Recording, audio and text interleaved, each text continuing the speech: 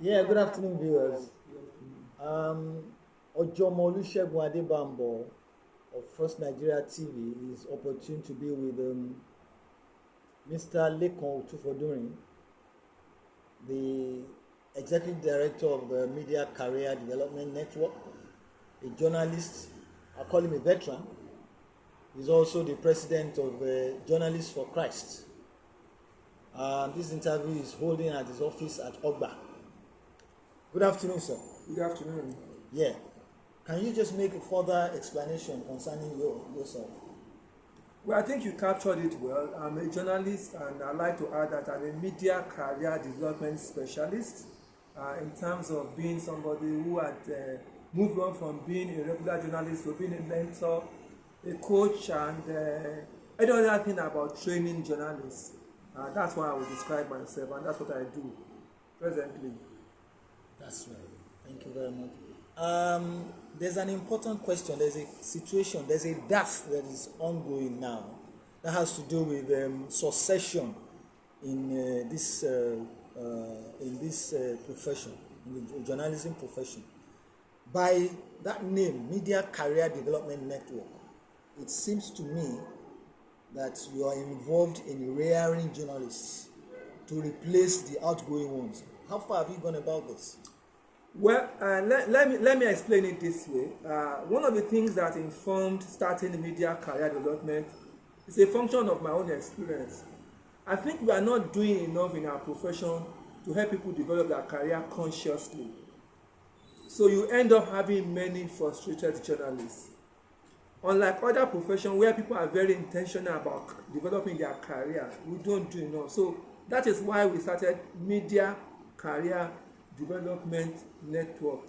It's an organization that aims to help people to be very intentional about their career, and also to encourage the industry to be very deliberate in helping people to move along a career pattern where they can have something they are looking up to and know how to apply the necessary check at every point in time. But you're also right, because one of our large focus is about young people. Like you said, like somebody said, you are not a success until you have a successor. And it's important that you help mentor people who are coming up, who can replace, so that at some point you can step back. People who can improve on what you are doing, people who can have new ideas. But they need to be encouraged, because we are in an industry where many young people are a bit not sure about wanting to be journalists because of the narrow definition of what journalism is. There's that impression that journalism is like just about investigative journalism that is very dangerous. Yes, that is one part of it, but it's more. And the skill of journalism can be very relevant for so many things that people have done. So we want to help young journalists understand what this profession is about. We want to mentor them. We want to give them opportunity to practice what they are learning, so that they can really become a better version of whatever they really want to be. Oh, that's great. That's good. And then let's talk about the outgoing journalists, the veterans that are leaving. You are a bit lucky that maybe with foresight and other ideas that came on you, you have established Media Career Development Network as a process for succession for young upcoming journalists. There are so many other journalists who just get retired, maybe voluntarily, or get pushed out, and then they just go home and nothing to do, no source of income, no generation of nothing to step onto. What are those areas you can advise them to move into after some retirement from the newsroom? Okay, so you are again right when you say maybe I'm lucky, but I think it's also because I was fortunate to see best practice much earlier. So I remember that while working at the Punch newspaper, I saw this organization called Thompson Foundation. It's a school for training journalists somewhere in UK, Cardiff. And I saw how people were being trained, how people were acquiring skills. And this was even the internet age. Internet was just coming. But so I saw that kind of pattern, and I was lucky to have gone to Cardiff to see that happen. And ever since, I have dreamt about providing this kind of opportunity, not only for myself, but for other people. So what should people do? Like we have said, we live in an industry that is constantly changing. So much is changing, and so you must be aware of what is changing. And if you are not thinking of retirement as that, unfortunately there is no retirement age in journalism, because in other parts of the world you see people who grow up to be like 70, 80 who are still practicing. So even when you live where you are formally employed, you still have to keep going. So it's important that you are aware of what's happening. Now so much has changed in terms of technology, so be technology wise, technology savvy, understand what is possible to do, unlike where you are coming from. So that is very critical, especially now. If you are going to survive as a professional, you must be top of technology, know how to use it. We grew up in times when there were no internet, there was no website or blog or social media. Now for you to continue to be relevant, you must know how to use those tools. You must develop your skill, you must amplify your skill. People must know what you are capable of doing. You must examine new patterns of work that are emerging and know how to fit in. I'm zeroing in on mentoring and training and things like that.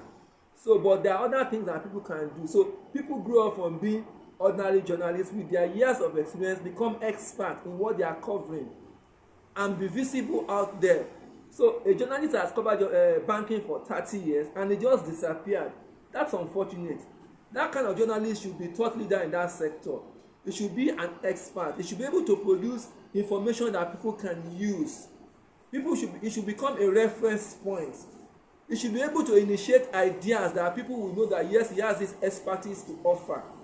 So those are things that is very, very important. So you are conscious that you are not just going to retire somewhere, because that skill you have acquired over a period of time is very, very important. So I'm saying do what you are doing, know what you are doing, do it very well, master it, know how to use that skill even when you leave formal employment.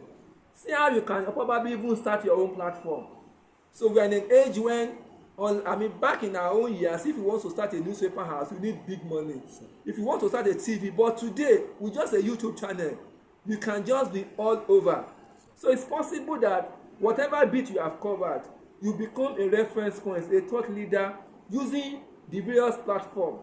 You can start your own website, but I always advise people that it's not good to be struggling with one person managing a website.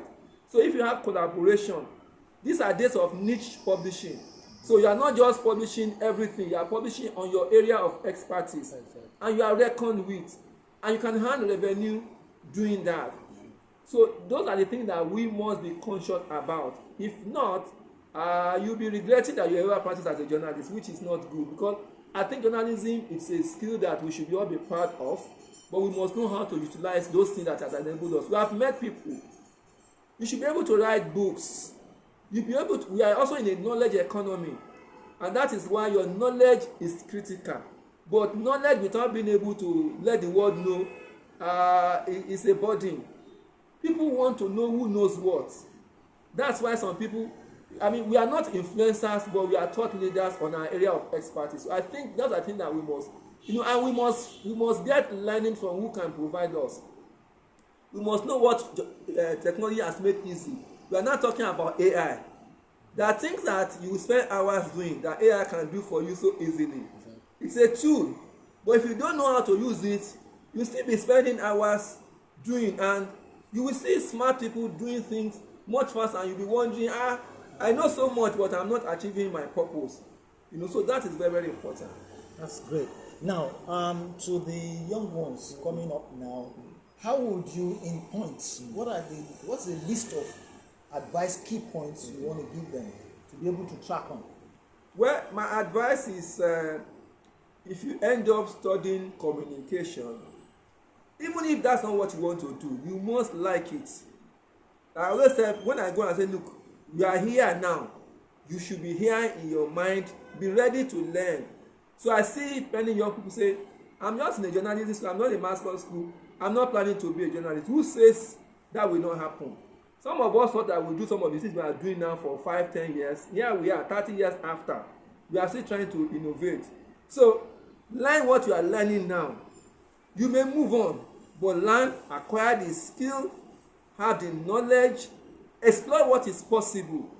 I've seen young people who say they never wanted to be journalists, but they become even better than some of us who learned this skill. So my advice is, be interested in what you are learning and see patterns across. With technology, with the phones in your hand, see who is doing what you want to do. See what they have done and begin to practice it. Media has become so diverse. This morning we were talking at a meeting, we were talking about how some people are into fact checking, some people are into solution journalism, so many things that can be done. So realize that you have an advantage over the old people. Technology makes a lot of things possible for you, and you have access to information. That access, you should not take it for granted. You know, that phone in your hands gives you a lot of possibility of being able to experiment with a lot of ideas. And like I also told them, for people to make way for you, you must do something new. You must show that you are different. You must examine what has been done of old and come up with a bright idea that will look at your way and say, look, this young person has an idea that we need to listen to. If you don't do that, if you are just peeing behind the old people, they will not leave. They won't think you are inferior. But if you come, and I can say that I have seen quite a number of young people who came to our industry. What took some of us 10, 15 years, they achieved in less than 5 years. But those are smart young people who know where they are going and determined to overcome.